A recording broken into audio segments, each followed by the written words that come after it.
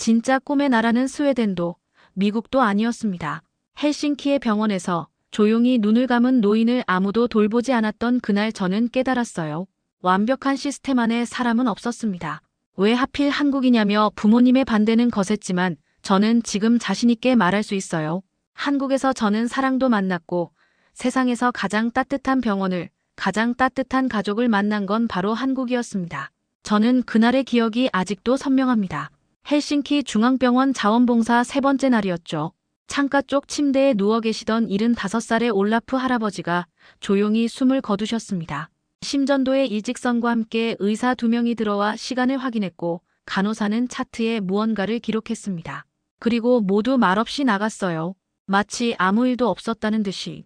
이게 전부인가요? 저도 모르게 물었지만 아무도 대답해주지 않았습니다.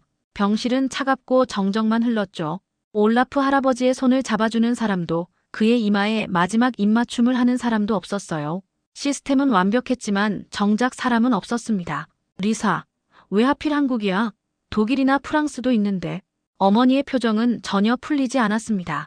교환학생 합격 소식을 전했을 때부터 부모님은 줄곧 반대하셨어요.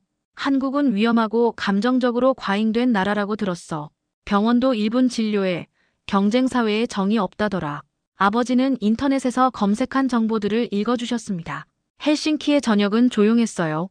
아파트 창문으로 보이는 거리는 깨끗했고 모든 것이 정돈되어 있었죠. 복지는 완벽했고 모두가 평등했습니다.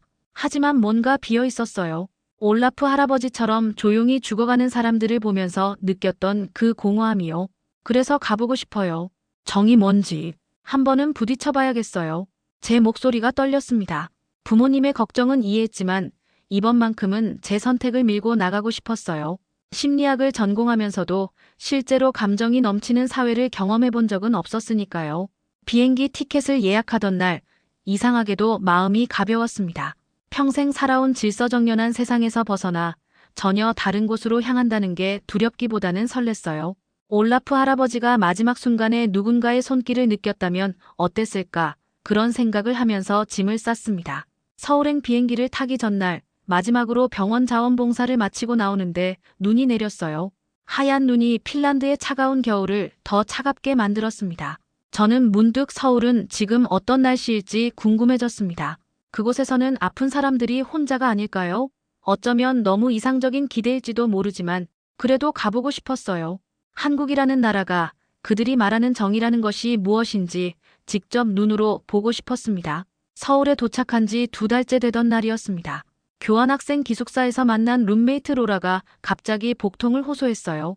얼굴이 하얗게 질려 있었고 식은땀을 흘리고 있었습니다.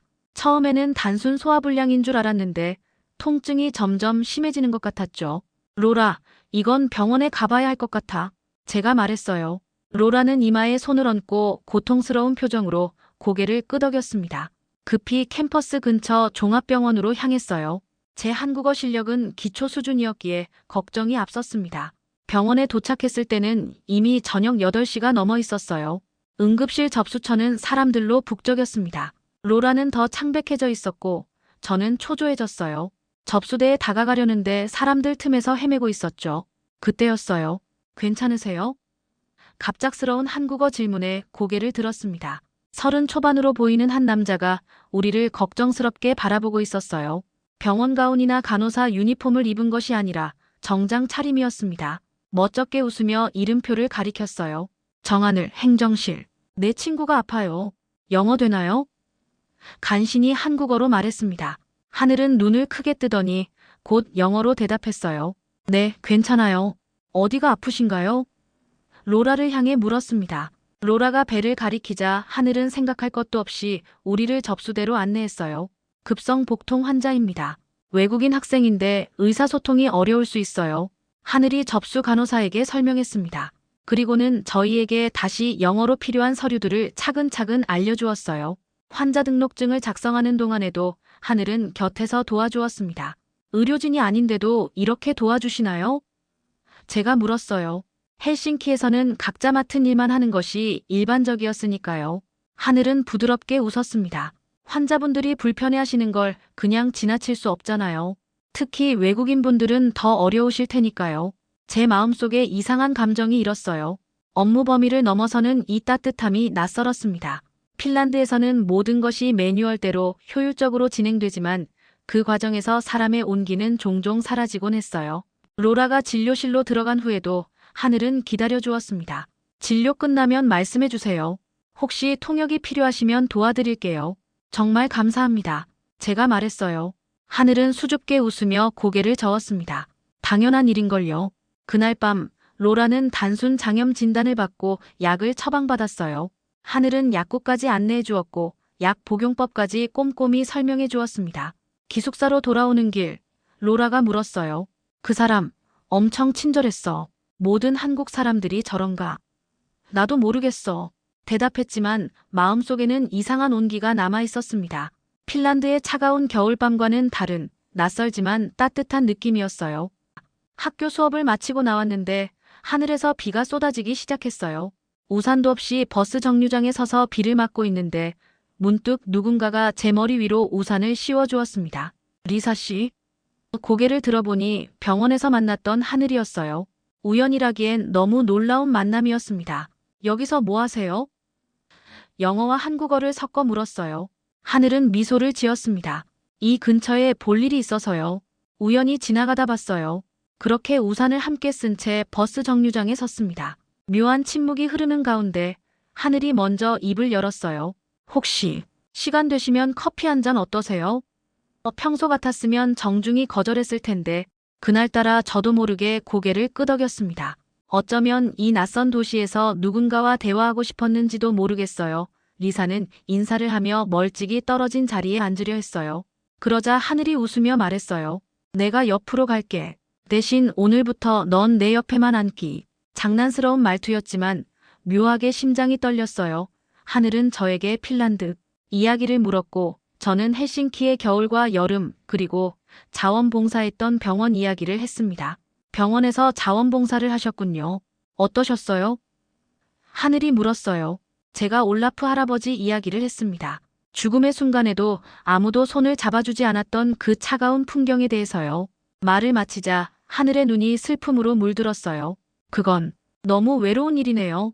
단순한 위로의 말이었지만 그 진심 어린 공감이 가슴에 와닿았습니다. 헬싱키에서는 아무도 그런 반응을 보이지 않았어요. 효율적인 시스템을 위해 감정은 배제되어야 한다고 여겼으니까요. 한국에서는 어떤가요? 병원에서 일하시니까 많이 보셨을 것 같은데. 제가 물었어요. 하늘은 잠시 생각하더니 말했습니다. 시스템은 완벽하지 않을 수 있지만 사람들은 서로를 돌봐요. 환자가 돌아가시면 의료진들도 울 때가 있어요. 특히 오래 함께했던 환자분들은요. 처음에는 과장된 이야기라고 생각했어요. 하지만 하늘의 진지한 표정을 보니 거짓말은 아닌 것 같았습니다. 대화를 나누는 내내 하늘의 다정함이 부담스럽기도 했지만 한편으로는 이상하게 편안했어요. 리사 씨, 한국에서 어떤 걸 더 경험해보고 싶으세요? 하늘이 물었습니다. 망설임 없이 대답했어요. 정이요. 한국 사람들이 말하는 그 정이 뭔지 느껴보고 싶어요. 하늘은 놀란 눈으로 저를 바라보더니 웃음을 터뜨렸습니다. 정은 말로 설명 못해요. 내가 보여줄게요.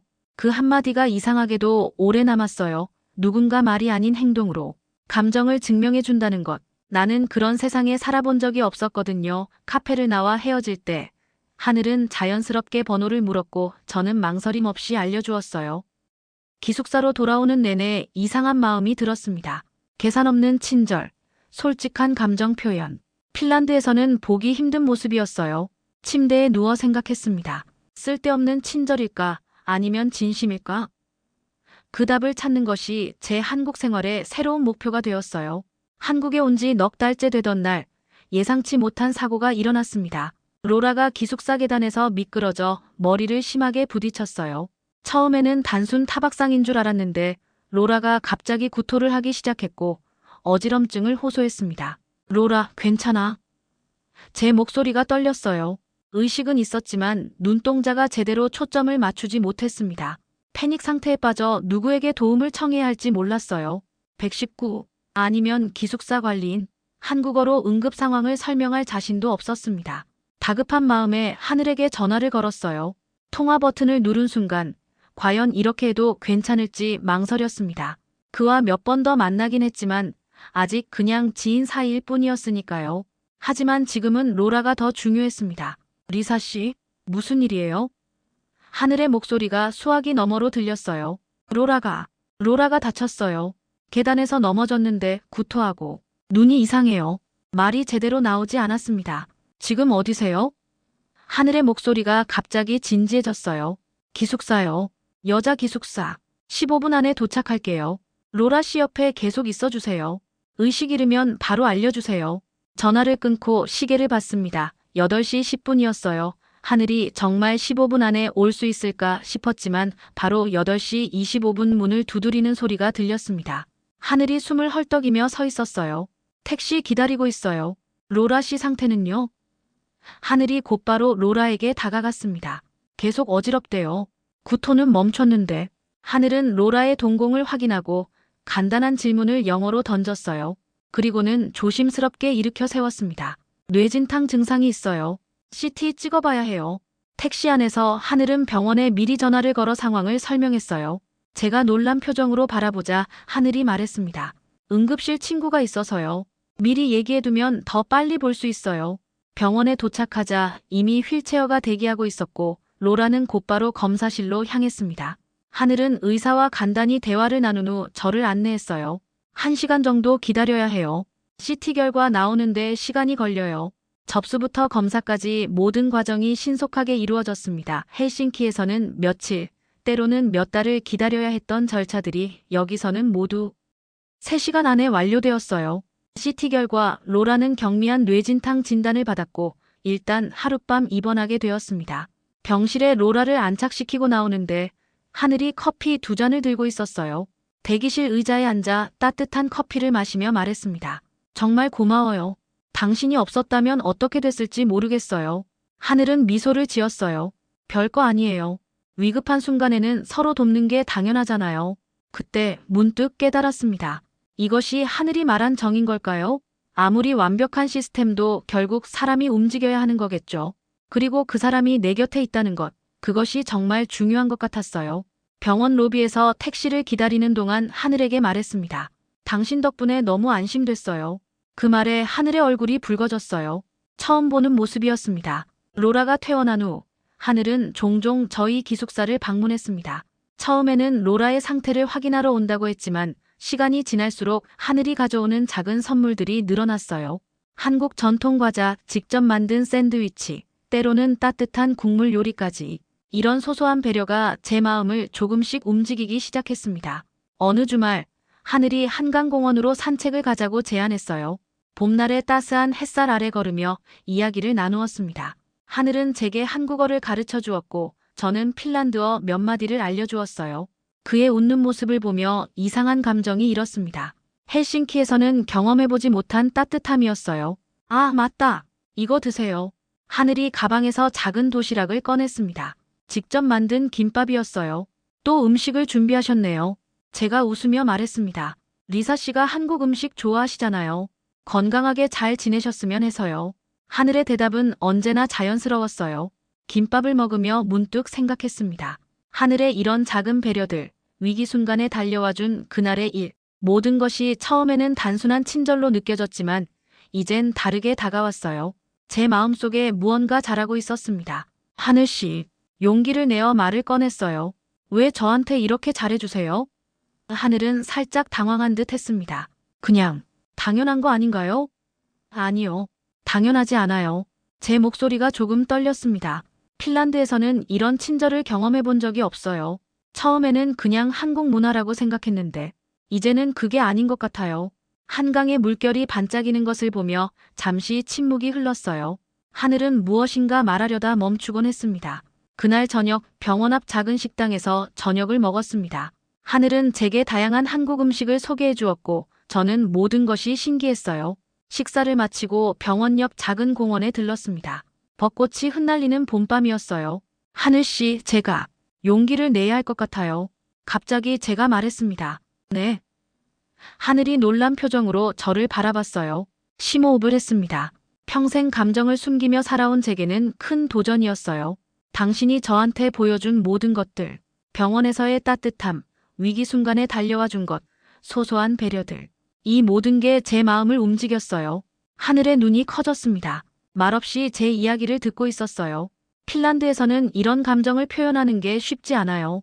하지만 지금은 말하고 싶어요. 당신이 좋아요. 우리 더 가까워질 수 있을까요? 잠시 침묵이 흘렀습니다. 하늘의 얼굴에 미소가 번졌어요. 정말요? 리사 씨가 먼저 그런 말씀을 해주실 줄은 몰랐어요. 하늘의 목소리에는 기쁨이 묻어났습니다. 사실 저도 리사 씨를 많이 생각했어요. 그냥 부담스러울까봐 말하지 못했죠. 이런 고백 처음 해봤어요. 제가 미소를 지으며 말했습니다. 하늘이 조심스럽게 제 손을 잡았어요. 리사 씨가 먼저 마음을 표현해줘서 정말 기뻐요. 저도 리사 씨와 함께 있으면 편안하고 행복해요. 이게 바로 그 정인가요? 제가 물었습니다. 하늘이 웃었어요. 정의 시작일 수도 있겠네요. 그렇게 우리는 서로의 마음을 확인했습니다. 헬싱키의 차가운 겨울, 올라프 할아버지의 외로운 죽음을 보며 느꼈던 그 공허함이 서울의 봄밤에 조금씩 채워지는 것 같았어요. 제가 먼저 다가간 이 용기 있는 선택이 제 인생에서 가장 따뜻한 변화의 시작이 될 줄은 그때는 몰랐습니다. 로라의 퇴원 후 일주일이 지났을 때 병원에서 청구서가 도착했습니다. 봉투를 열기 전부터 걱정이 앞섰어요. 헬싱키에서는 큰 금액은 아니었지만 외국인 신분으로 한국에서 CT 검사와 하룻밤 입원을 했으니 상당한 비용이 나올 거라 예상했습니다. 얼마나 나왔어? 로라가 불안한 표정으로 물었어요. 청구서를 펼쳐보고 눈을 몇 번이나 깜빡였습니다. 숫자가 너무 적어 잘못 본 줄 알았어요. 이게 전부야? 제가 중얼거렸습니다. 로라가 청구서를 낚아채 보더니 놀란 표정을 지었어요. 진짜? 이게 다라고? CT 찍고 입원했는데?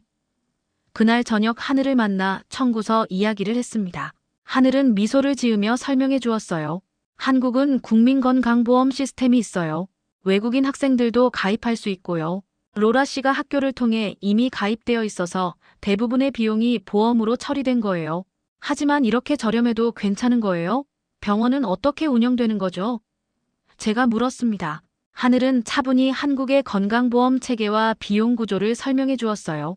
전 국민이 함께 부담하는 시스템, 정부의 지원, 그리고 효율적인 병원 운영 방식까지. 복잡한 설명이었지만 제 머릿속에는 한 가지 생각만 맴돌았습니다. 헬싱키에서는 무료인데도 기다려야 했어요. 하지만 여기서는 적은 비용으로 빠르게 치료받았어요. 제가 말했습니다.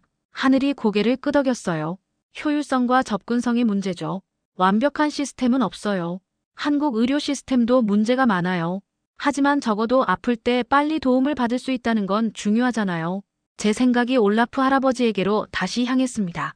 그가 마지막 순간에 원했던 것은 어쩌면 최고의 의료 시스템이 아니라 그저 곁에 누군가 있어주는 것이었을지도 몰라요. 복지는 숫자가 아니라 돌봄의 속도였구나. 제가 작게 중얼거렸습니다. 뭐라고요? 하늘이 물었어요. 아니, 그냥 생각했어요. 핀란드에서는 완벽한 시스템을 갖추고 있다고 자부했는데 돌봄의 속도와 따뜻함이 부족했던 것 같아요. 하늘이 제 손을 조심스럽게 잡았습니다. 모든 곳에는 장단점이 있어요. 한국도 많이 배워야 해요. 하지만 적어도 정만큼은 자신 있어요. 그날 밤 기숙사로 돌아오는 길에 문득 깨달았습니다. 제가 찾던 것은 단순히 다른 나라의 의료 시스템이 아니었어요. 관계 속에서 느껴지는 따뜻함, 위기 상황에서 함께하는 그 느낌, 그것이 제가 한국에 와서 발견한 소중한 가치였습니다. 로라에게 청구서 이야기를 해주었더니 그녀도 놀랐어요. 이렇게 빠르고 저렴하다니.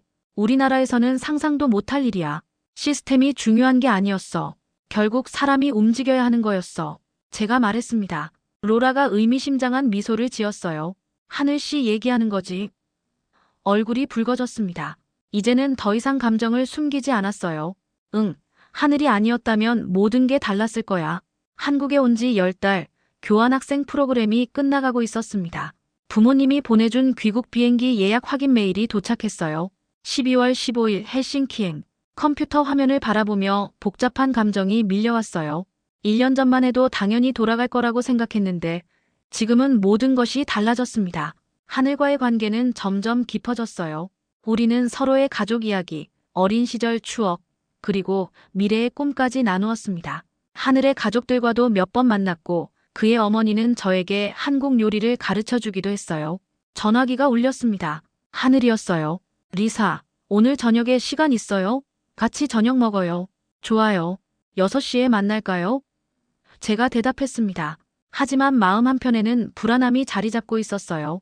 귀국 이야기를 어떻게 꺼내야 할지, 우리의 관계는 앞으로 어떻게 될지. 저녁 약속 시간, 하늘은 제가 좋아하는 한식당으로 저를 데려갔습니다. 평소와 달리 하늘도 조금 긴장한 듯 했어요.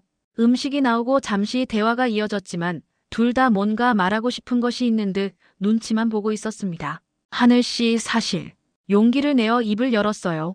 리사 씨, 할 말이. 하늘도 동시에 말했습니다. 우리는 서로 보며 웃음을 터뜨렸어요. 하늘이 먼저 말했습니다.